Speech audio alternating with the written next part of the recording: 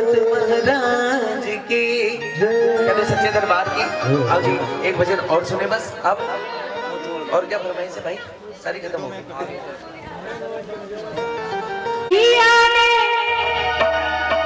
शेरवाली ने कैसी सौगात दे दी, जागरण के लिए सारी रात दे दी, और जागरण के लिए क्या दे दी? जी हाँ, तो उठा लीजिए दोनों हाथ, मीठी मीठी तालियां बजानी है सभी ने जो माँ की दरबार में आए हैं और पूरी रात माँ की सेवा करी है। सुबह का टाइम है और कहना है क्या? ओ मेरी मैया ने शेरावाली ने, मेरी मैया ने कैसी बारात दे, मेरी मैया ने कैसी बारात दे, जागरण के लिए सारी रात दे दी, जागरण के लिए सारी रात दे दी, मेरी मैया ने शेरावाली ने कैसी सौगात दे, मेरी मैया ने कैसी सौगात दे, जागरण के लिए सारी रात दे दी, जागरण के लिए सारी रात दे दी, जागरण मैया का, जागरण मैया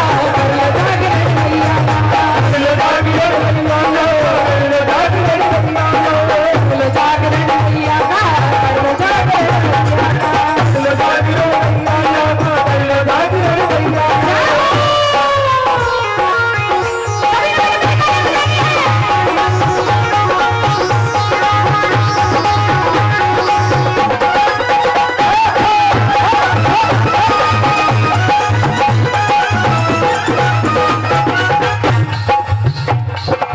रात का जो भी जागरण कराए, रात का जो भी जागरण कराए, रात का जो भी जागरण कराए, रात का जो भी जागरण कराए, भगवती माता कर उसे आए, भगवती माता कर उसे आए, रात का जो भी जागरण कराए, भगवती माता कर उसे आए, बजरंगी लगे धर्मस्थ पलके, बजरंगी लगे धर्मस्थ पलके, बजरंगी लगे धर्मस्थ पलके, बजरंगी लगे धर्मस्थ पलके, भक्तों को भक्ति की राह और जागरण के लिए बोली सच्चे दरबार की, साचे दरबार की, और जागरण के लिए। देखिए कहते हैं जयकारे में दम नहीं और हम किसी से कम नहीं। बोली सच्चे दरबार की, साचे दरबार की। अब नींद का वक्त हो चुका है सबका, क्योंकि पूरी रात जा चुकी है। बोली सच्चे दरबार की, साचे दरबार की। उठा लीजिए दोनों हाथ जिसको नींद नहीं आ रही है, और जिसको नींद आ रही है वो हाथ नीचे करके सो जाओ। बोली सच्चे दरबार की, साचे दरबार की, और जागरण के लिए सारी रात दे दी, जागरण के लिए सारी रात दे दी, जागरण मैया का, जागरण मैया का, जागरण मैया का,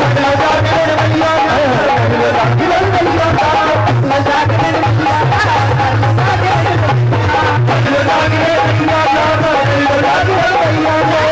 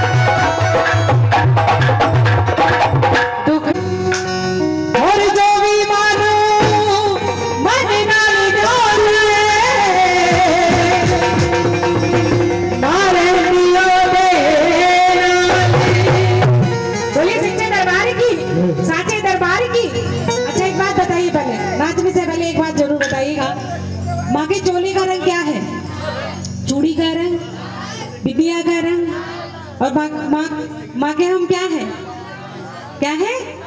बोली सच्चे दरबार की और साचे दरबार की। और जिन भक्तों पे माँ का रंग चढ़ा है आज पूरी रात, उन्होंने नाच के हाजिर लगानी और कहना है क्या? वो रंग चढ़ गया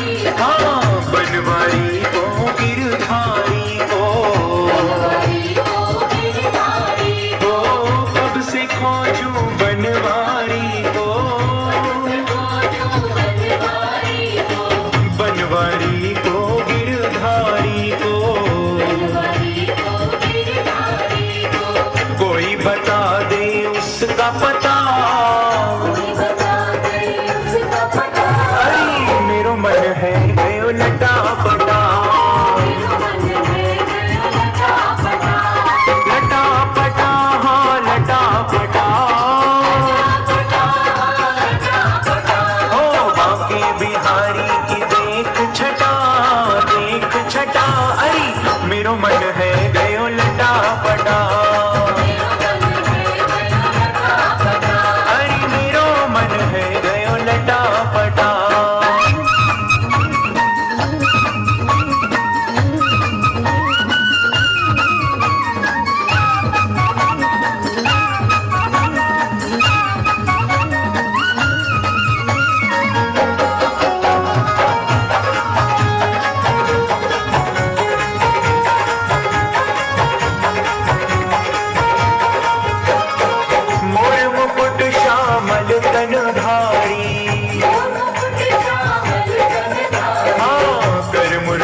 अधरन सजी प्यारी, ओ मोर मुकुट श्यामल तनधारी, कर मुरली अधरन सजी प्यारी, और कमर में बांधे पीलो पटा। मेरो मन है गयो लटापटा,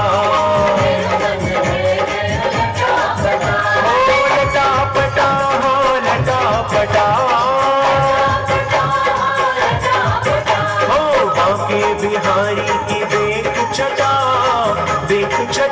आई मेरो मन है गयो लटापटा,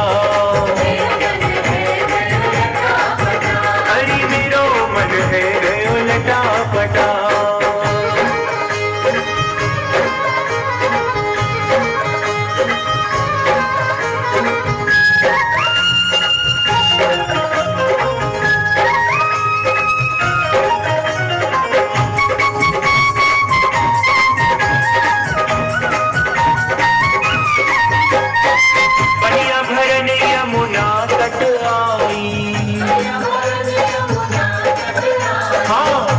मिल गई कृष्ण कन्हाई,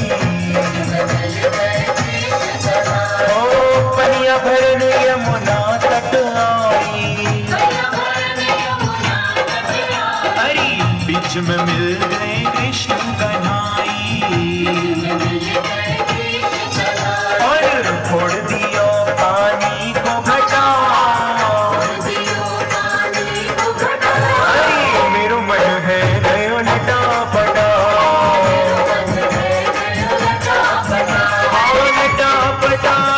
लटापटा, हो बांके बिहारी की देख छटा, अरे मेरो मन है गयो लटापटा, अरे मेरो मन है गयो लटापटा।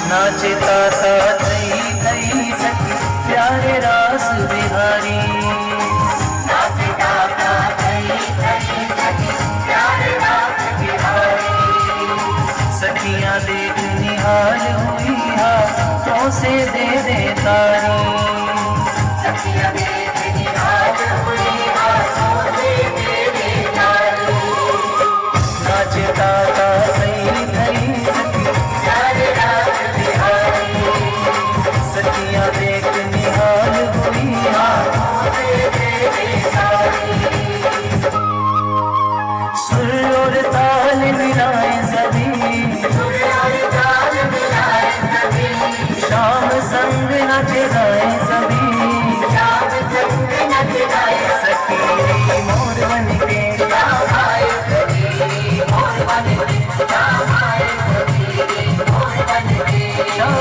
सतीरी मोर बन के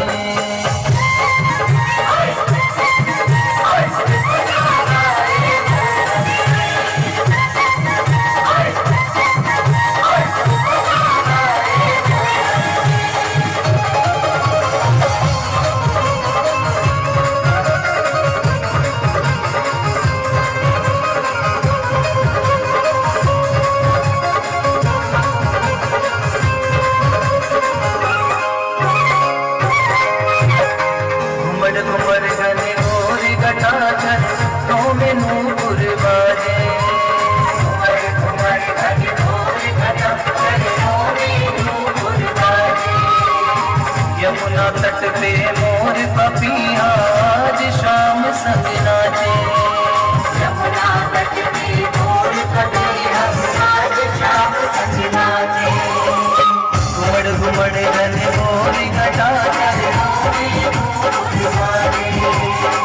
यमुना तट पे मोर पपिया आज शाम संग नाचे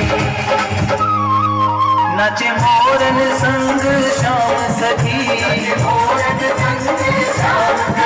श्यामा तू गोर जाए सखी सखी मोर बन के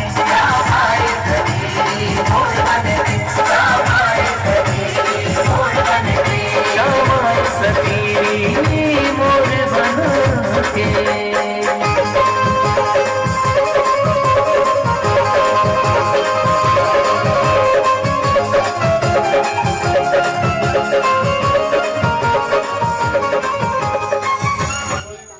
बाकी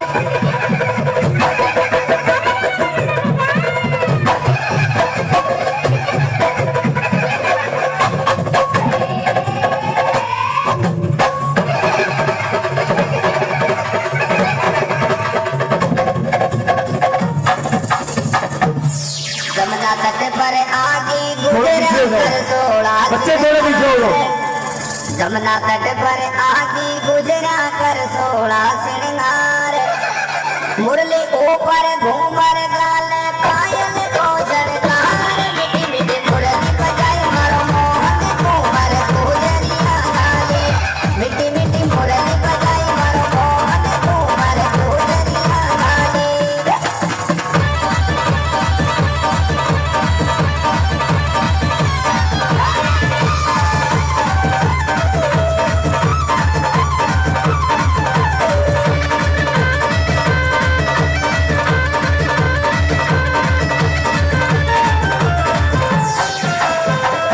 गढ़गोकल से चली गुजरिया ले सखिया को साथ गढ़गोकल से चली गुजरिया ले सखिया को साथ जमुना तट पर दौड़ी आगे धरती पागल रात मिठी मिठी मुरली बजाई मारो मोहन घूमर गुजरिया गाले मिठी मिठी मुरली बजाई मारो मोहन घूमर गुजरिया गाले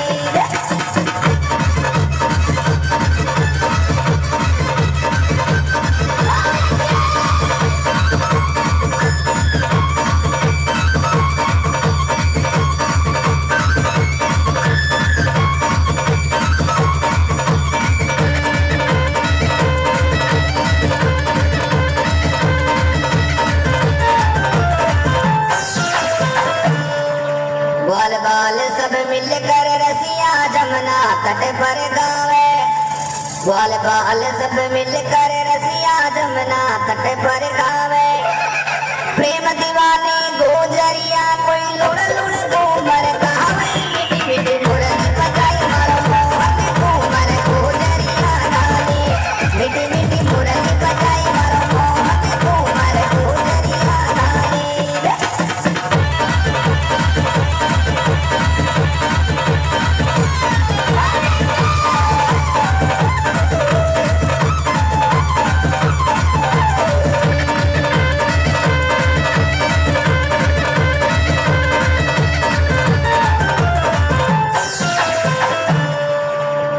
कानोड़ा की साथ गुजरा हिल मिल रास रचावे। कानोड़ा की साथ गुजरा हिल मिल रास रचावे। हेमराज कर सनकार सिया प्रेम लगा कर गावे। मीठी मीठी मुरली बजाई मारो मोहन घूमर गुजरिया गावे। मीठी मीठी मुरली बजाई मारो मोहन घूमर गुजरिया गावे।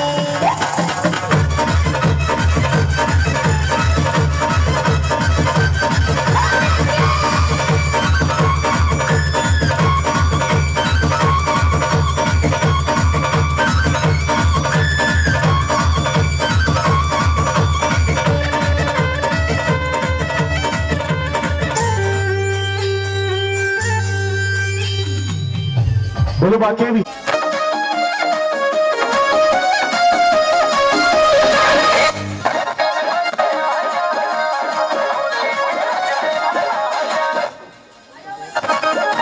परिवार वालों से निवेदन है और सभी आयु साथ संगत से निवेदन है, जो भी बांके बिहारी लाल जी के साथ होली खेलना चाहते हैं, फूल भरी होली, वो आए दरबार में और खड़े हो जाए अपने अपने स्थान पे और फूल भरी होली का आनंद लें और यही वृंदावन बना लें, है ना।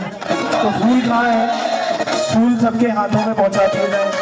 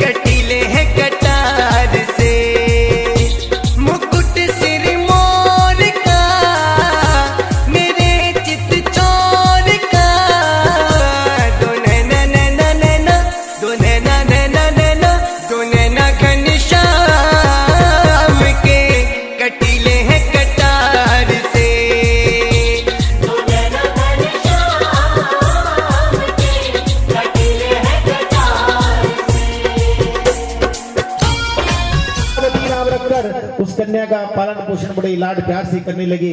समय का चक्र घूमा, जहाँ राजा के घर में औलाद एक नहीं थी, अब एक के बाद दूसरी का भी जन्म हुआ। जब राजा के घर में दूसरी बेटी का जन्म होता है, राजा को बहुत खुशी तो होती है, लेकिन उसके साथ हैरानी भी बहुत होती है।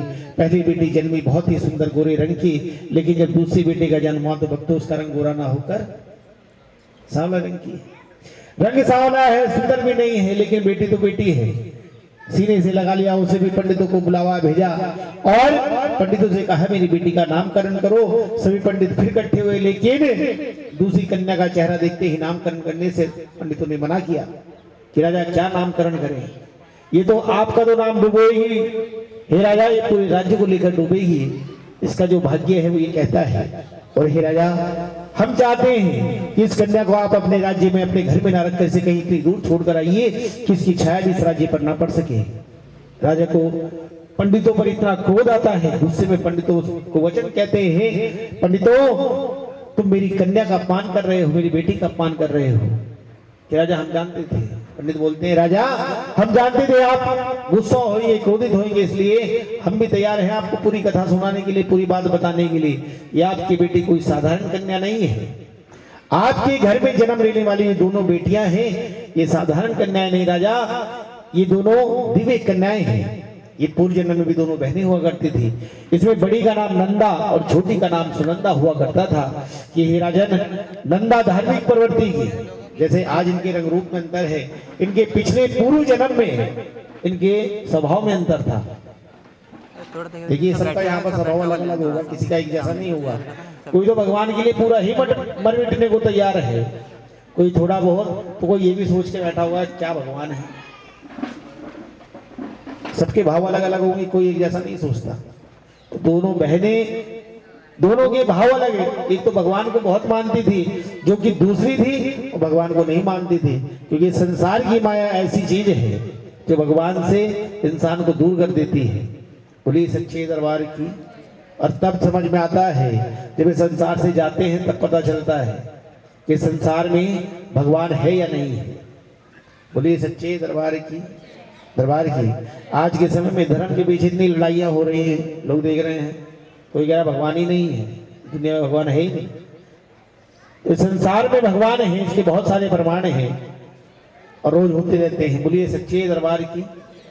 तो इसी तरह दोनों बहनों के बारे में बताया कि एक भगवान की पूजा करने वाली धार्मिक बड़ी बहन नंदा, जबकि जो सुनंदा थी भगवान को नहीं मानती थी, वो संसारिक मोहमाया फंसी हुई थी। एक बार इन दोनों बहनों ने एकादशी का व्रत रखा। बोलिए सच्चे दरबार की, दरबार की। हाँ जी, कल क्या थी?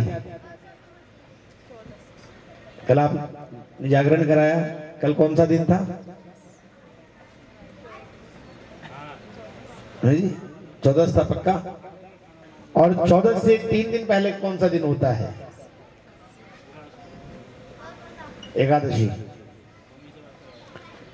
तो ये वो जो एकादशी होती है हर महीने में कितनी बार आती है? हाँ जी, 2 एकादशी आती है, एक शुक्ल पक्ष की, एक कृष्ण पक्ष की। और कल शुक्ल पक्ष की 14 थी। बोलिए सच्चे दरबार की। तो ये कहा जाता है कि एकादशी का व्रत रखने वाला सदा सुखी रहता है। इस पर भगवान विष्णु की ऐसी कृपा होती है कि सारे दुखों से दूर रहकर अपने जीवन को व्यतीत करता है। लेकिन एकादशी का व्रत इतना कठिन भी है, अगर फलदायी है तो कठिन भी है कि एकादशी के दिन भगवान का जाप किया जाता है। एकादशी के दिन जिस घर में व्रत हो उस घर में चावल तक नहीं बनते, क्योंकि एकादशी के दिन चावल मांस का रूप माना गया है। और क्यों सुनिए, इसका कारण क्या है कि जिस समय दोनों बहनों ने एकादशी का व्रत धारण किया, बड़ी बहन ने छोटी बहन को पैसे दिए कि जाओ बहन बाजार से कुछ फल लेकर आ जाओ ताकि हम अपने व्रत का उद्यापन कर सकें। छोटी बहन पैसे लेकर बाजार में पहुंच गई। सारा दिन उसने व्रत तो रख लिया था, लेकिन शाम तक पहुंचते पहुंचते उसका व्रत जो है वो खंडित होने को हो गया, क्योंकि मन डावाडोल होने लगा। भोजन की ओर भागती, कभी बहन को कोसती कभी भगवान को, क्योंकि जब भूख लगी व्रत कभी पहले रखा नहीं, बहन के कहने पे व्रत रख लिया, लेकिन व्रत पूरा कर नहीं पा रही है। जब भूख बढ़े तो बहन को कोसने लग जावे कि इसके कहने पर व्रत रखा। कभी भगवान को कोसने लगे कि कैसे भगवान जिसके लिए भूखा रहा जाए। तो पाप पुण्य कमाने के बजाय पाप कमाती रही। सारा दिन बीत जाने के बाद शाम के समय बड़ी बहन ने छोटी बहन को पैसे दिए। पैसे देकर बाजार भेजा, जाओ बहन बाजार से कुछ फल लेकर आ जाओ। छोटी बहन पैसे लेकर बाजार में पहुंची। बाजार में फल की दुकान से पहले एक ऐसी दुकान दिखाई दे गई छोटी बहन को जहां पर मांस और चावल पक रहे होते हैं। मांस चावल पकते देख मुंह में पानी आ गया कि अगर कुछ भी मिल जाए खाने को उस समय तो मांस और चावल खा लिए, जिससे कि उसका एकादशी का महाव्रत खंडित हो गया। बोलिए सच्चे दरबार की। एकादशी का व्रत खंडित करके उसे भगवान की याद आ गई। जो कहते हैं मन में भक्ति हो ना हो, लेकिन भगवान का डर तो सभी को है। मन में डर पैदा हुआ, ना जाने मुझे इसका क्या परिणाम भोगना पड़े। ऐसा सोचने की इस व्रत को अगली बार रखूं, अपनी बड़ी बहन का व्रत पूर्ण हो, इसलिए बड़ी बहन के लिए फल ले लूं। बड़ी बहन के लिए फल लिया और बड़ी बहन को फल ले जा कर दिया। बड़ी बहन ने उस फल को लेकर पूजा पाठ किया और पूजा करने के बाद जब उस फल को, उस प्रसाद को अपनी बहन को देना चाहा तो बहन ने छोटी बहन ने प्रसाद लेने से मना कर दिया कि बहन मैंने एक पाप किया है, लेकिन मैं दूसरा पाप नहीं करूंगी। कौन सा पाप नहीं करूंगी? पाप क्या किया है इसने? है जी, व्रत तोड़ दिया। और दूसरा पाप कौन सा नहीं करना चाहती? व्रत तोड़ा काहे से? कैसे तोड़ा व्रत? मैंने भी एक बात कही थी, जब मैं कथा बोलूंगा जरूरी नहीं है कि यहां पर बैठकर आप लोग कथा सुने। कथा तो आप यहां से जहां तक मेरी आवाज जा रही है, अगर वहां पर भी बैठकर सुने तो वो कथा जरूरी नहीं यहां बैठकर सुने। लेकिन यहां बैठकर भी अगर आप कथा ना सुन सके तो आपका बैठना ही व्यर्थ है। क्योंकि एक बार 2 घास काटने वाले घास काट रहे होते हैं, थोड़ी दूरी पर भागवत कथा चल रही होती है। 2 घास काटने वाले जब घास काटते हैं तो एक के मन में विचार आया कि जब घास काटने आ गए हैं, थोड़ी दूर पे भागवत हो रही तो मैं कथा सुनाऊं। तो एक के मन में आया वो ये सोचकर कि मैं भागवत सुनूंगा, वो भागवत में जाके बैठ गया, वो कथा सुनने लगा। दूसरा घास काटता रहा। जब आखिर में उनकी मृत्यु, उनकी जब मौत हुई उन दोनों घसियारों की, जब उनकी मौत हुई उन्हें भगवान के दरबार में जब उन्हें जगह मिली तो जो घास काट रहा था उसे भगवान ने अपने बगल में बिठा लिया। और जिसने भागवत में जाकर बैठा उसे भगवान ने नीचे स्थान दिया। हाँ जी। अब क्यों? तो उसने भगवान से पूछा कि भगवान, मैं तो आपके दरबार में आया था, आपने मुझे अपने से दूर क्यों किया? और जो इतनी दूर बैठकर घास काटता था, जो आपको देखने भी नहीं आया, आपने उसे अपने बगल में बिठा लिया। तो भगवान कहते हैं कि हे भक्त, तू भले ही घास छोड़कर मेरे पास आया था, लेकिन तेरे दिमाग में क्या था? तेरे दिमाग में मैं नहीं था, तेरे दिमाग में घास था। तो उस समय ये सोच रहा था कि मेरे साथ वाला घास कितने ज्यादा काट ले रहा, मैं यहाँ बैठा हूँ कैसे काटूंगा, जबकि ये घास तो काट रहा था, लेकिन इसके दिमाग में मैं था, इसके मन में मैं था, इसके भाव मेरे लिए थे। ये मन ही मन सोच रहा था, काश मेरे प्रभु मेरे पास आ जाए, या किसी तरह मैं अपने प्रभु के पास पहुंच जाऊं। ये वहां बैठकर ये सोच रहा था। तो जरूरी नहीं है कि यहाँ दरबार में बैठे हैं तब भगवान का वो होगा। भगवान को पाने के लिए मन से भगवान को याद करना पड़ता है। बोलिए सच्चे दरबार की। इसलिए केवल शरीर को नहीं बिठाना, यहाँ पे अपने मन को भी बिठाइए। बोलिए सच्चे दरबार की। अब बताओ कथा कहाँ पर छोड़ी थी? जिसे ही बताओ एक जने वो हाथ खड़े करोगे यहाँ पे कथा है जी। हाँ जी। मैंने पूछा कैसे टूटा था, क्या करा था उसने? उसने मांस और चावल खाए थे। बोलिए सच्चे दरबार की। अभी मैंने आपको बताया था कि एकादशी के दिन चावल नहीं खाने चाहिए, इसी कारण, क्योंकि जब उसने मांस के साथ चावल खा लिए, बड़ी बहन ने अपनी छोटी बहन को श्राप दिया कि जिस प्रकार तूने एकादशी के दिन मांस और चावल खाए हैं, आज के बाद तो कुछ और नहीं खाएगी, खाएगी तो केवल मांस ही खाएगी, क्या ऐसी जूनी में पहुंच जाए। श्राप दिया गुस्से में आकर कि तेरा शरीर ऐसा बन जाए कि तू केवल मांस ही खाए। जैसे ही बड़ी बहन ने छोटी बहन को श्राप दिया, छोटी बहन का शरीर छिपकली का बन गया, क्योंकि छिपकली क्या खाती है? मक्खी मच्छर है जी। तो मांस खाने के लिए कहा तो शेरनी बन सकती थी, लेकिन जैसे एक एक कर्मों को जोड़कर एक एक मोती से माला बनती है, हमारे हर सारे कर्मों से हमारा जीवन बनता है। जैसा किया वैसा भोगेगी। मांस के साथ चावल खाए तो चावल रूपी ही कीड़े मकोड़े खाने वाली छिपकली बन गई। छिपकली बन गई, आंखों में आंसू है, याचना है। ऐसा देखकर बड़ी बहन को छोटी बहन पर तरस भी आ गया। कहने लगी, बहन जो तूने किया है ये तो तुझे भुगतना ही होगा, लेकिन आने वाले समय में जब द्वापर युग आएगा और उस युग में तेरे हाथों कोई परोपकार का कार्य हो, उस कार्य को करते समय तेरी मृत्यु हो जाए, तू मर जाए, तब जाकर तुझे शरीर से छुटकारा मिलेगा। छोटी बहन अपनी बहन के कहे के अनुसार एक जंगल में जाकर वास करती है, इंतजार करती है। द्वापर युग का धीरे धीरे समय आ गया, द्वापर युग आया और द्वापर युग में भगवान का अवतार हुआ कृष्ण जी का। है जी। बोलिए सच्चे दरबार की। कृष्ण जी का अवतार कौन से युग में हुआ है जी?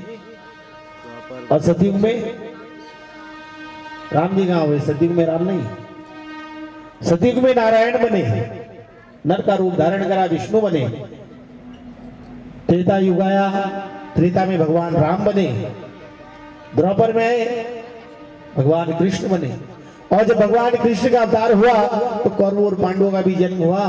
कौरव और पांडवों में आपस में राज्य की लड़ाई होती है। एक बार कौरव और पांडव जुआ खेलते हैं, शर्त रखी जाती है, जीतने वाले को 1 साल का राज्य मिलेगा, हारने वाले को 1 साल अज्ञातवास भोगना होगा। पांडव और कौरवों ने जुआ खेला, जिसमें कौरव द्वारा पांडवों की हार हो गई और हारने के कारण पांडवों को अज्ञातवास मिला।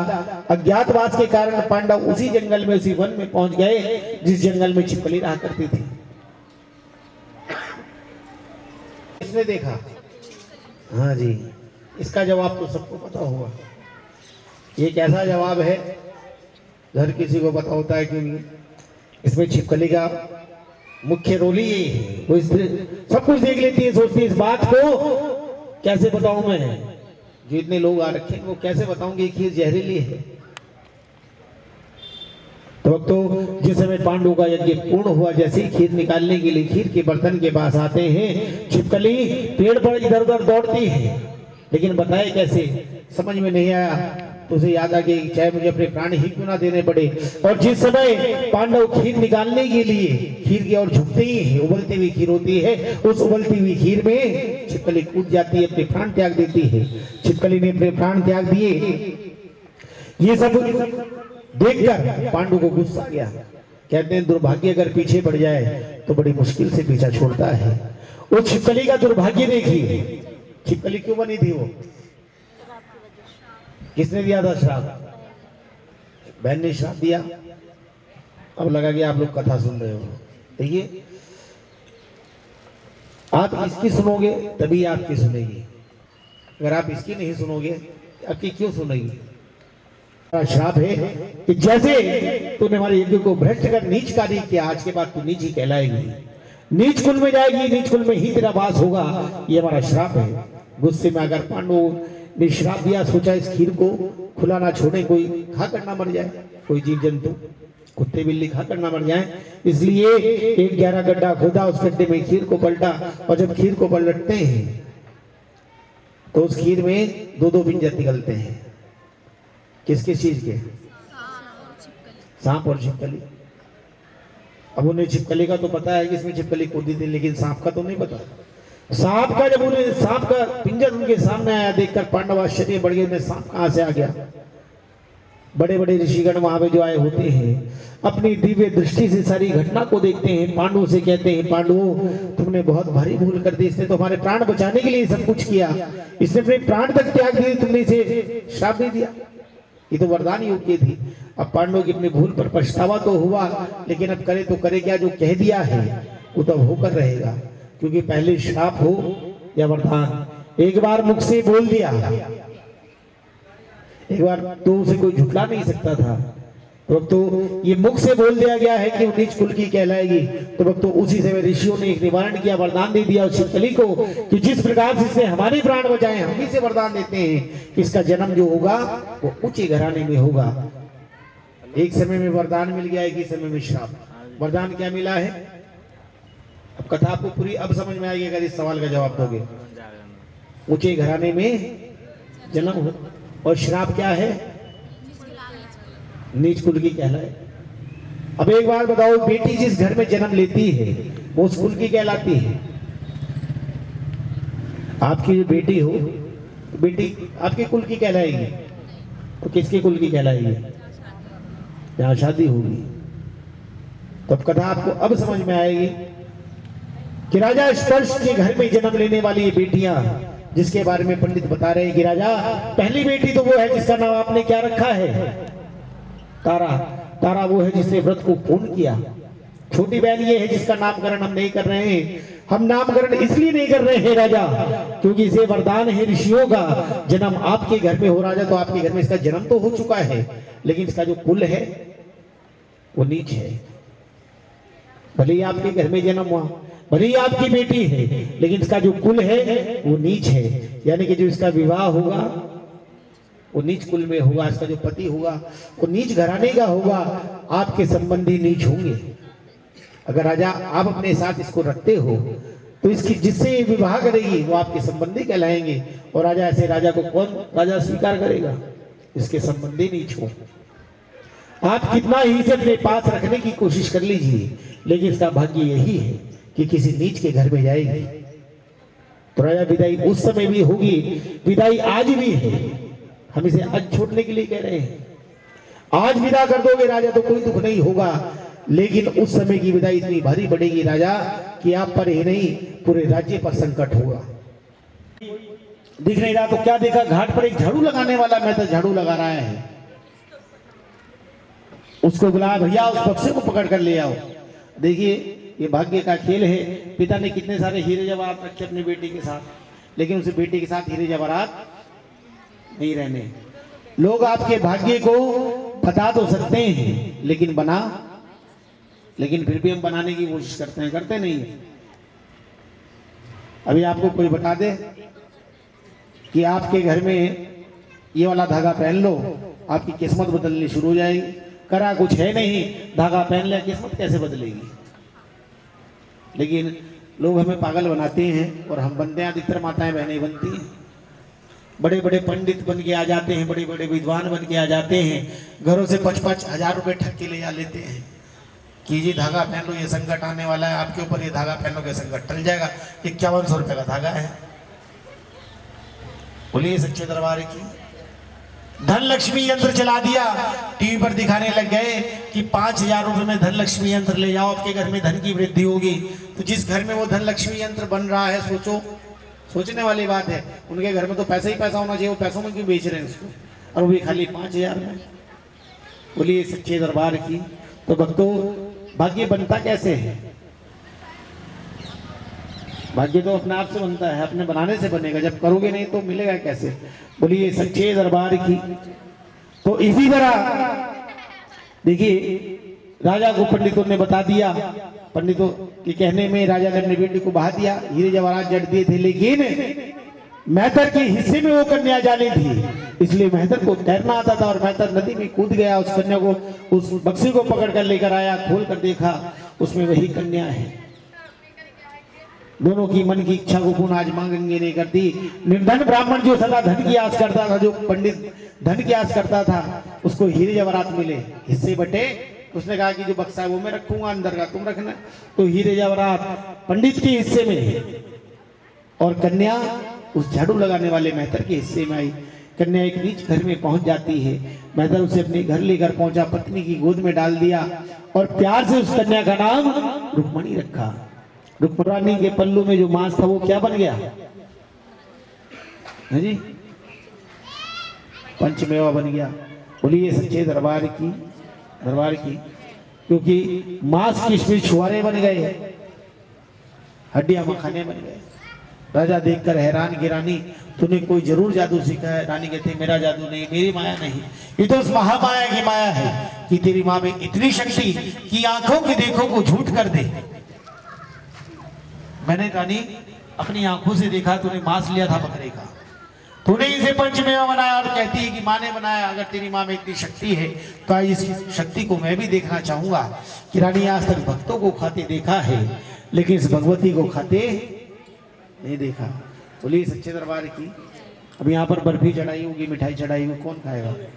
अभी लोग खाएंगे। हलवा कौन खाएगा? हम ही खाएंगे। पंचमेवा कौन खाएगा? अब भगवती खाए। राजा तो इतनी बड़ी जीत पर आ गया कि भगवती को खाते हुए देखना चाहता हूँ। रानी कहने लगी राजा ऐसा कैसे हो सकता है? ये संसार को खिलाने वाली तुम क्या खिलाओगे? नहीं रानी, जो तू कहेगी वही खिलाऊंगा। बता क्या खिलाऊं, बता क्या बनाऊं? कि राजा जो संसार में तुम्हें सबसे प्यारा हो उसे मारकर मां को भेंट चढ़ाओ।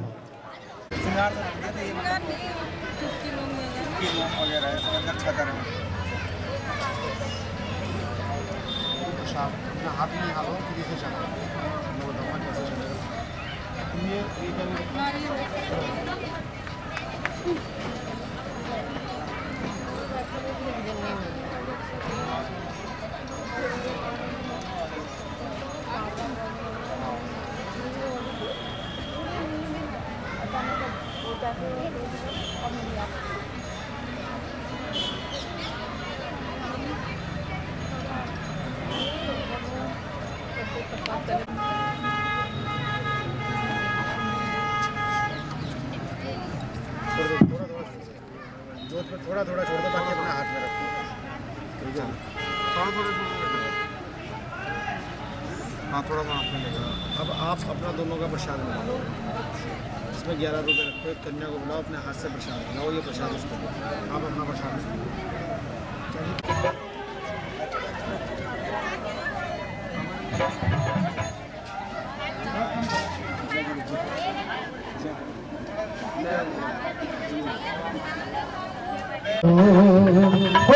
बारी माँ आ जाओ, चाहे आकर चली जाना।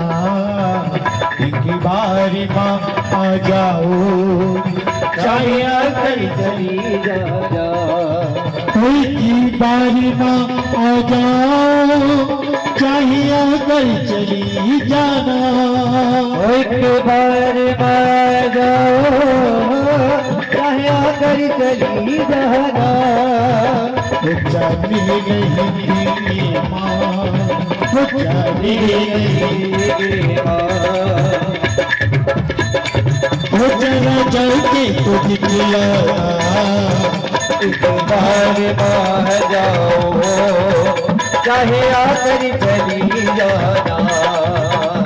ओ आ जाना भैया जी आ जाना, आ जाना भैया जी आ जाना, आ जाना भैया जी आ जाना, आ जाना भैया जी आ जाना, बारी माँ आ जाओ, चाहिए कर चली जाना, कोई बारी माँ जाओ, चाहे अगर चली जाना, ओ युग से प्राचीन है दर्शन को निगाहे माँ, युग युग से प्यासी है दर्शन को निगाहे माँ, युग युग से प्राचीन है दर्शन को निगाहे माँ, ओ युग युग से प्यासी है दर्शन को निगाहे माँ,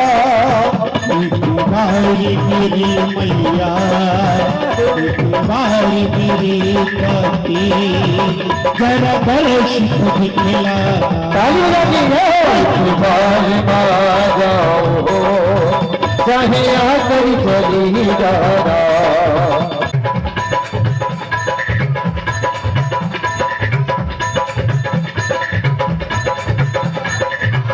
तेरी आरती गावा धनियाए दरबार, मैया जी तेरी आरती गावा, माँ तेरी आरती गावा जन आए दरबार, भैया जी तेरी आरती गावा, सोने का घड़वा गंगा जल पानी, सोने का घड़वा गंगा जल पानी, मैया को स्नान करावा, माँ तेरी आरती गावा, माँ तेरी आरती गावा जन आए दरबार, भैया जी तेरी आरती गावा, लाल लाल चुनरी में गोटा सुनहरी, लाल लाल चुनरी गोटा सुनहरी, मैया जी को चुनरी उड़ावा, माँ तेरी आरती गावा, माँ तेरी आरती गावा जन आए दरबार, भैया जी तेरी आरती गावा, माँ तेरी आरती गावा जनियाए दरबार, मैया जी तेरी आरती गावा, माँ तेरी आरती गावा जन आए दरबार, भैया जी तेरी आरती गावा, माँ तेरी आरती गावा जनियाए दरबार, मैया जी तेरी आरती गावा, माँ तेरी आरती गावा जन आए दरबार, भैया जी तेरी आरती गावा, थोड़ी सी रोली हाथ बिच झोली, थोड़ी सी रोली हाथ बिच होली, मैया जी को तिलक लगावा, माँ तेरी आरती गावा, माँ तेरी आरती गावा जन आए दरबार, भैया जी तेरी आरती गावा, माँ तेरी आरती गावा जनियाए दरबार, मैया जी तेरी आरती गावा, माँ तेरी आरती गावा जन आए दरबार, भैया जी तेरी आरती गावा, बुद्धि के लिए आई मालन तेरा सहरा, ओ बुद्धि के लिए आई मलन तेरा सहरा, मैया जी को हार पहनावा, माँ तेरी आरती गावा, ओ माँ तेरी आरती गावा जन आए दरबार, भैया जी तेरी आरती गावा, खुशी विश मेवा मखनी छुआरे, विश विश मेवा दुआरी, मैया जी को भोग लगावा, माँ तेरी आरती गावा, मैया जी को भोग लगावा, माँ तेरी आरती गावा, भजा करेला पान सुपारी, भजन रेला पान सुपारी, मैया जी को भेंट चढ़ावा, माँ तेरी आरती गावा, ओ मैया जी को भेंट चढ़ावा, माँ तेरी आरती गावा, जग मैया जी की आरती गावे, जो जग मैया जी की आरती गावे, सोई अमित जीवन फल पावे, अमित जीवन फल पावे, मैया जी को मुशीद निभावा, माँ तेरी आरती गावा, माँ आरती गावा जन आए दरबार मैया जी तेरी आरती गावा हो जदेवा जदेवा तुम्हारी जदेवा हो जदेवा जदेवा तुम्हारी जदेवा महामाई को बजरंगबली को भैरव बाबा को गणेश जी को और शंकर जी को और सबदेवन को साधन जी को जदेवा कृष्ण जी को जदेवा सबदेवन को जदेवा जदेवा जदेवा तुम्हारी जदेवा हो जदेवा जदेवा तुम्हारी जदेवा पूर्णा भवानी बनी दे अरे पूर्णा भवानी बनी दे के मेला तेरा रोज होगा होए भगता गाने होए भगता गाने के मेला तेरा रोज होगा होगा होगा मेला रोज होगा कर्पूरी गौरम करुणा वितारम सत्ता वितारम मुझे तुहार सदा वसंत में हृदय भवं भवानी मैतम नमामि त्वमेव माता पिता त्वमेव त्वमेव बन्धु प्रतिगः त्वमेव त्वमेव विद्या सर्वं त्वमेव त्वमेव सर्वं त्वमेव देव एक घड़ी आदि घड़ी आदि से दुनिया तुलसी संगति सारी के कटे गोटी अपना सिया बनी राम जय जय राम तेरे प्रभु राम राजा राम हमारे राम जी के राम राम कहियो जी हनुमान हमारे राम जी के राम राम कहियो जी हनुमान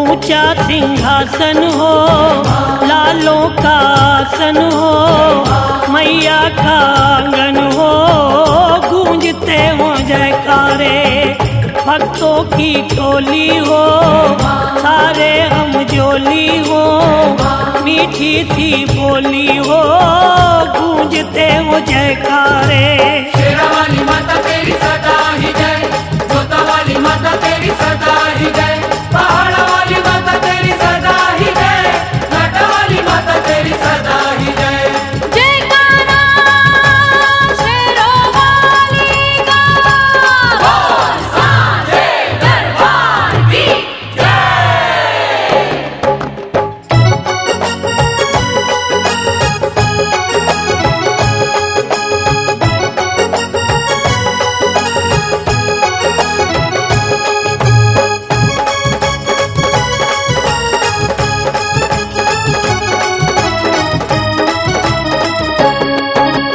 जगमग जगमग ज्योत जगे दरबार सजाओ न्यारा माँ के